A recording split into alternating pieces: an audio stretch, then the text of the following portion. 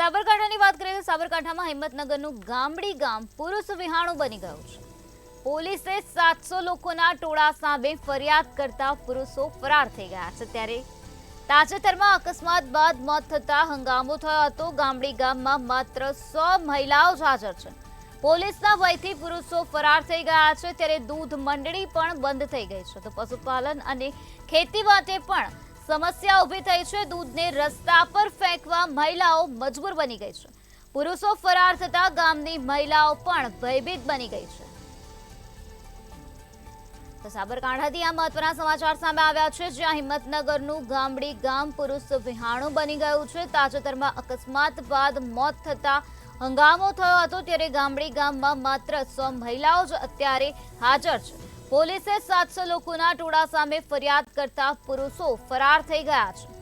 તો પોલીસના ભયથી પુરુષો ફરાર થયા છે અને દૂધ મંડળી પણ બંધ થઈ ગઈ છે। ત્યારે પશુપાલન અને ખેતી માટે સમસ્યા ઊભી થઈ રહી છે। દૂધને રસ્તા પર ફેંકવા માટે મહિલાઓ મજબૂર બની ગઈ છે।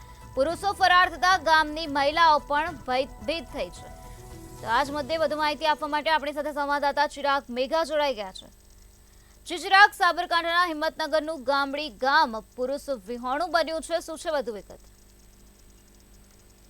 જી, થોડાક સમય અગાઉ હિંમતનગરના ગામડી ખાતે રોડ અકસ્માતમાં ગામના એક વૃદ્ધનું મોત થયું હતું। દૂધ ભરાવા જતા વૃદ્ધને અજાણ્યા કાર ઇસમે અડફેટે લેતા ઘટના સ્થળે તેનું મોત નીપજ્યું હતું। ત્યારબાદ જે ગ્રામજનો છે તે ગ્રામજનોમાં હાઈવે રોડ નેશનલ હાઈવે છે તે નેશનલ હાઈવે રોડ પર બ્રિજ બનાવવામાં આવે તેને લઈ હલ્લાબોલ કરવામાં આવ્યો હતો। ભારે વિરોધ પણ દર્શાવવામાં આવ્યો હતો। ત્યારે જે વિરોધ હતો તે એક પુરુષનું મોત થયું, તે વૃદ્ધનું મોત થયું હતું। તે વૃદ્ધના મોત વચ્ચે જે સ્થાનિકોએ વિરોધ નોંધાવ્યો હતો તો સ્થાનિકો અને પોલીસની વચ્ચે ઝપાઝપી થઈ હતી અને ત્યારબાદ પોલીસે છે તે ટીયર ગેસના સેલ પણ છોડ્યા હતા। ત્યારે ઉશ્કેરાયેલા ટોળો છે તે ટોળાએ પોલીસના વાહનોને આગ ચાપી સહિત પોલીસની સામે પથ્થરમારો કર્યો હતો। ત્યારબાદ પોલીસે આગળ પાણીએ ગ્રામજનો વિરુદ્ધ 700 થી વધુ લોકોના ટોળા સામે ફરિયાદ નોંધી છે। જે ફરિયાદ નોંધાઈ છે તેને લઈ જે ગામડી ગામ છે તે ગામડી ગામ સુમસામ બની છે। 3000ની ગામની વસ્તી છે। જ્યારે ગામની અંદર અત્યારે બિહાર પોલીસે જે રાયોટિંગ હેઠળનો જે ગુનો નોંધ્યો છે તે ગુનાને કારણે